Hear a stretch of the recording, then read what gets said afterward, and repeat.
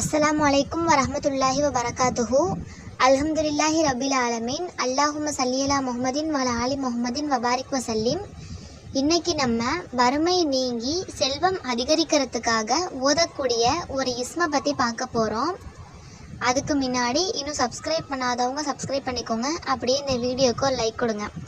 அல்லாஹ்வின் அழகிய திருநாமமான யா வஹாப் அப்படிங்கிற திருநாமத்தோடைய பொருள் என்ன அப்படின்னா பெருங்கொடையாளனே அப்படிங்கிறது அர்த்தம். எப்போதுமே நம்ம துவா செய்யும் போதும் சரி, இல்லை நம்மளோட அமல்கள்லையும் நம்ம அல்லாஹுடைய பெயர்களை சொல்லி நம்ம துவா கேட்கும் போது அது அல்லாஹுக்கு ரொம்பவே விருப்பமானதாக இருக்கு. இந்த இஸ்ம வறுமையில் சிக்கியவர் அல்லது பசியால் வாடுபவர் இதனை ஓதி வந்தால் இறைவன் அவர் துன்பம் துடைத்து அவருக்கு வளமான வாழ்வை அருள்வான்.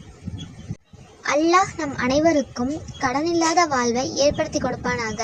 மேலும் செல்வத்தில் பரக்கத்தை ஏற்படுத்துவானாக. ஆமீன்.